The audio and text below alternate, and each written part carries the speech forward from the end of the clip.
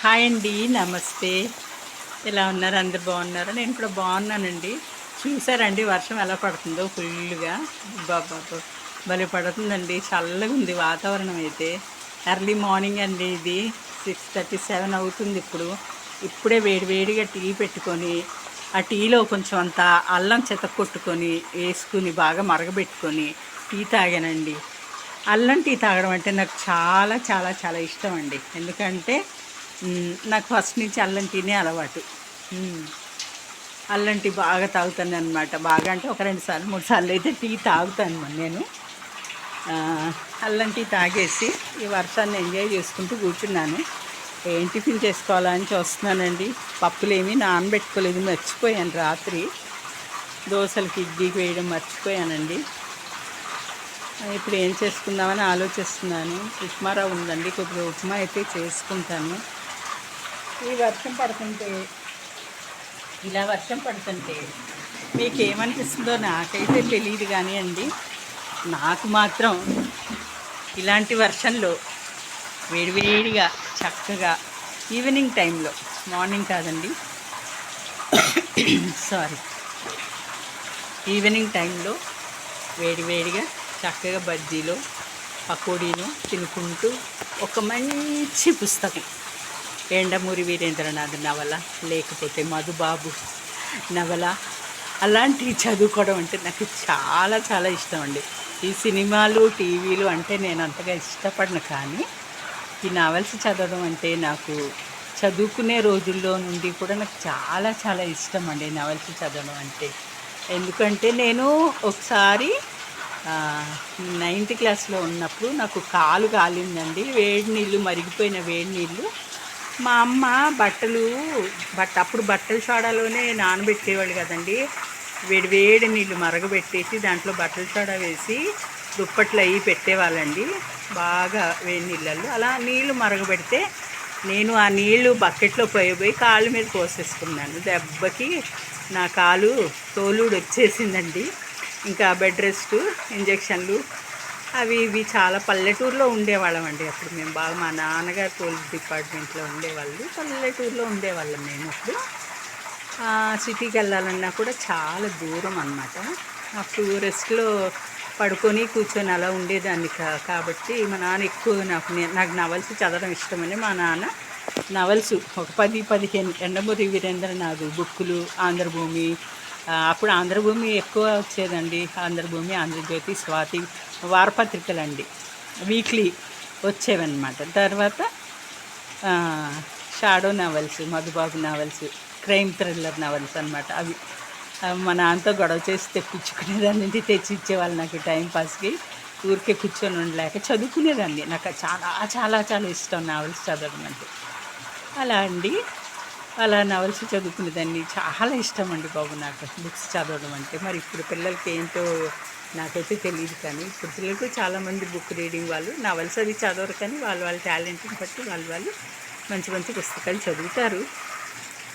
ఇలా వర్షం పడేటప్పుడు మాత్రం చూడండి, చూసారా వర్షం మొత్తం మా వరండా అంతా వర్షమేనండి. కోతులు ఎక్కి తొక్కేసి మొత్తం రేకులు పగలు కొట్టేసాయండి బాబు. అందుకని మొత్తం వర్షం అన్నమాట. చూడండి, ఇలా వర్షం పడేటప్పుడు అమ్మ టిఫిన్ చేస్తూ ఉండేది కదా, ఉప్మానో ఇడ్లీనో ఏదో చేస్తూ ఉండేది. అప్పుడు మేము వర్షం పడేది అప్పుడు గడ్డిలు, పల్లెటూర్లలో గడ్డిల్లులే, తాటేకిళ్ళు గడ్డిల్లులు ఎక్కువగా ఉండేయండి. ఇలా పెంకుటిల్లు ఉండేవి ఎక్కువ. బిల్డింగ్స్ అవి ఉండేవి కాదు ఆ రోజుల్లో. ఆ రోజుల్లో అంటే నేను చెప్పేది 30-40 సంవత్సరాల క్రితం అండి. ఇప్పుడు 50+ ఉన్నాం కాబట్టి, నానమ్మని అయిపోయాను కాబట్టి ఇప్పుడు పిల్లల గురించి కాదండి, మా వయసు వాళ్ళ గురించి నేను చెప్తున్నాను. ఆ రోజుల్లో ఇలా వర్షం పడుతుంటే చక్కగా తాటేకిల్లులు, చూరు, దాన్ని గుమ్మం ముందు తాటేకు ఇలా అంచులాగా ఉంటుందండి, చూరు అంటారు. కొద్దిగా ఒంగొని లోపలికి వెళ్ళాలి, లేకపోతే తలకు తగులుతుంది అనమాట. అలా కొన్ని ఇల్లులు ఉంటాయి. అలాంటి ఇళ్ళల్లో రెంట్కి ఉండేవాళ్ళం మేము పల్లెటూరులలో. అప్పుడు ఆ చూరు నీళ్లు ఫుల్గా పడతాం వర్షానికి, బాగా కాలువలాగా పారుతూ ఉండేవి అక్కడ గుమ్మం ముందు.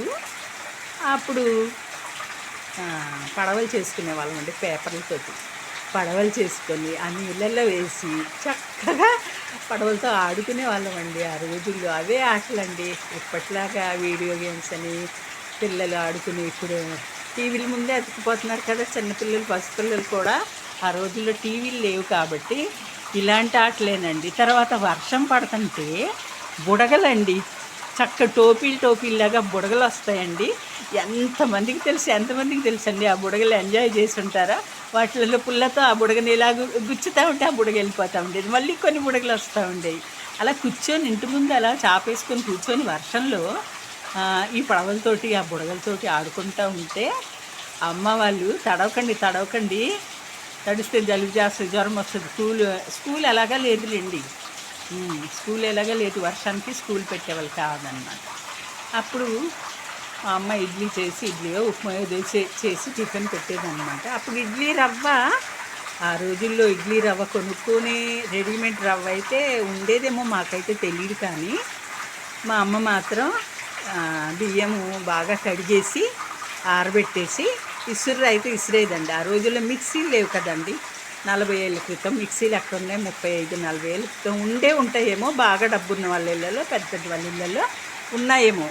మరి మనలాంటి మధ్యతరగతి వాళ్ళ ఇళ్ళలో మిక్సీలు అలాంటివి ఆ రోజుల్లో లేవు కదా. ఇప్పుడంటే ప్రతి ఒక్కరి ఇంట్లో ఉన్నాయి, కానీ ఆ రోజుల్లో లేవు. మా ఇంట్లో అయితే లేదన్నమాట. చక్కగా మా అమ్మ తిరగలంటే చాలామందికి తెలుసో లేదు, పాత వాళ్ళకి మాలాంటి వాళ్ళకైతే తెలుసు. ఇసురాయి అంటారు, తిరగలని కూడా అంటారు. ఆ తిరగల్లో వేసి చక్కగా సన్న రవ్వ చేసి ఆ రవ్వ అప్పుడు మినప్పిండిలో కలిపేసి రాత్రి అలా ఉంచేసి ఉదయమే ఇడ్లీలు వేసేదండి. చాలా బాగుండేవి. చాలా చాలా కారపొడితో అన్నా లేకపోతే చట్నీతో అన్నా తినేవాళ్ళం అన్నమాట.